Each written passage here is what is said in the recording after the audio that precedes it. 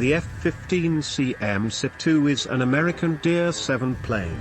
It got added after I made the video on 9.2. That's why it's not mentioned in there. Currently it's considered one of the better planes at its tier. As always, I'll start with the performance. A quick look at it tells you that it's extremely good. It has an excellent top speed, thrust-to-weight ratio and turn rate. Because of that you can quickly regain your speed and altitude after a dogfight. Speaking of dogfights, this plane can dogfight almost anything at its optimal speed, which even though is low, will be hard to maintain because your energy retention is rather poor. Despite the fact it has the highest thrust-to-weight ratio in this tier. The roll rate is also pretty good, and thanks to that, the plane feels very responsive. When it comes to the playstyle, I recommend that you gain as much energy as possible and stick to 1 circle turns. You can do 2 circle turns with some planes, but it's generally not recommended. Overall, the plane handles really well, and I'm certain you'll like its performance as well. Moving on to the offensive armament, it gets the M61 20mm Vulcan with 940 rounds, a very high amount of bullets. Even when stock, you have a lot of bullets. You don't need good aim to use this plane, but keep in mind that the gun isn't centered, so there will be times when you think you will hit your shot when in reality you will completely miss the enemy. Remember, the gun is on the right side of the plane, so always put the crosshair slightly to the left of your enemy. I'll talk about the missile very soon, so I'll just quickly mention the countermeasures. You get a total of 180 countermeasure, 60 flares and 120 chaff. You drop 1 flare and 1 chaff at a time, giving you 60 pops of flares and 120 pops of chaff, more than enough to survive until you re-arm at your airfield. Now I'll talk about the missiles, starting with the AIM-9P. I'll go over it quickly because barely anyone uses it. It is an infrared rear aspect heat-seeking missiles that's the same as the AIM-9J. It doesn't have the best range of 3 kilometers and the flare resistance isn't the best. If you fire it close to the enemy and he flares but doesn't cut the afterburner, there's a decently high chance the missile will hit. You can get kills with it, but I highly recommend that you get better missiles. Speaking of better missiles, the AIM-9L is an infrared all-aspect heat-seeking missile that has an extremely good G-pull, but not as good as the R-73s. It has improved range over the AIM-9J and a slightly better flare resistance. It can be fired from decently long ranges, and if the enemy isn't paying attention, that can give you a free kill. In head-ons, it's easily flared, so I recommend that you stick to rear aspect shots. Overall, a pretty decent missile, but there's an even better one, and that is the AIM-9M. It is an infrared all-aspect heat-seeking missile with IRCCM. It has pretty much the same performance as the AIM-9L. However, thanks to its improved seeker, it can be launched in head-ons, but if you fire it from too far away or the enemy starts spamming flares, the missile will not hit the target. Thanks to its IRCCM, it makes the AIM-9M pretty hard to flare if you don't know what you're doing.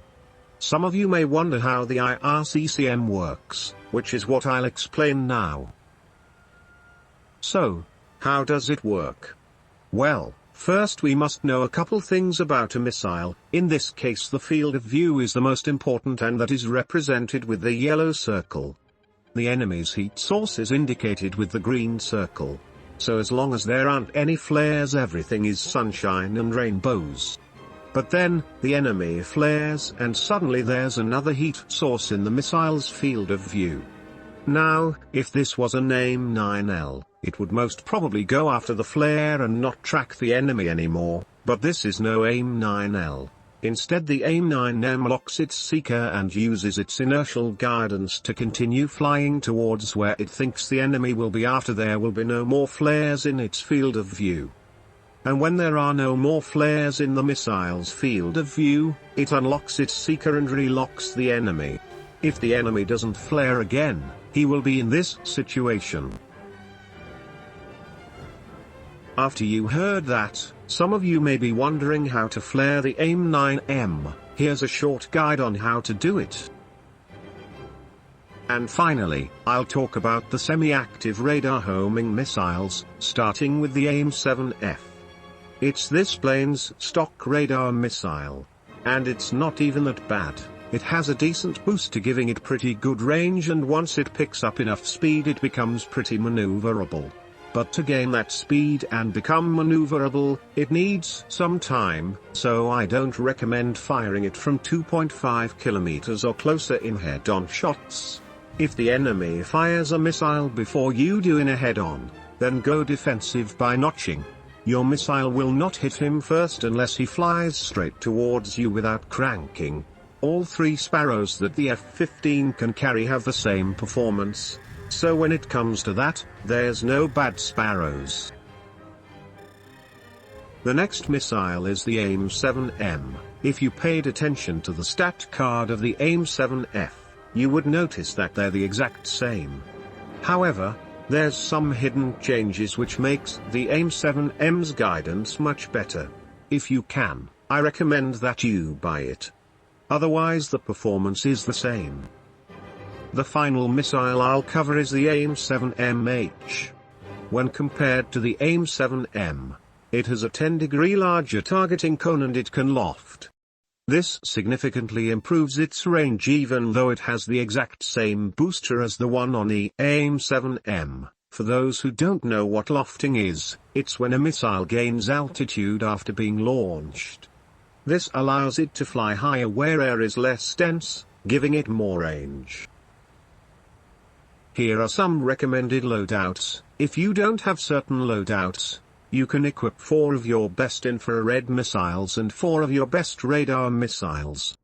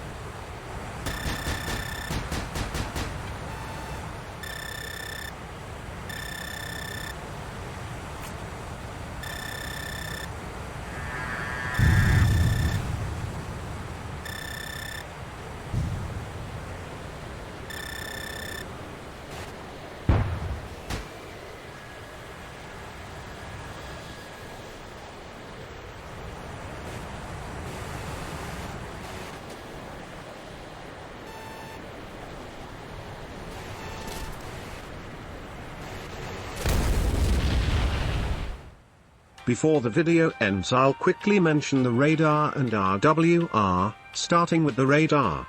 For this tier it's pretty good.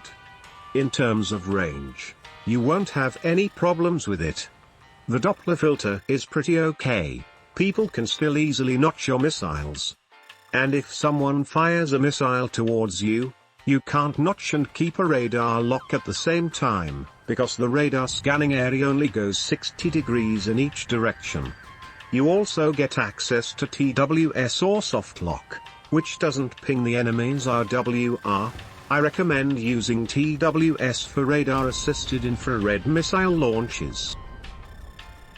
Now I'll mention the RWR. Don't get jump scared by the giant text wall of information. You can pause the video and read everything. To quickly summarize what's written here, the closer a threat is to the plus, the stronger its signal is. Numbers represent the enemy aircraft. Planes with a diamond around them are considered as main threats. Missiles are indicated with the letter M, and put the enemy close to the two green dots that have a red circle around them if you want to successfully notch them. Now I'll explain what each sound produced by the RWR means. If you don't hear anything, that means that nobody is locking or tracking you with their radar. When a new target appears on your RWR, this sound will play. When somebody is locking you with their radar, this sound will play.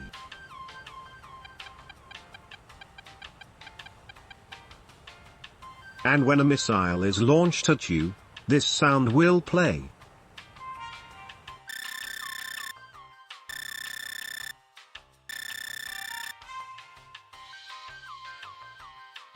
Just like in the last video, I'll rank the F-15 using this tier list of tier 7 planes. So where would I put the F-15?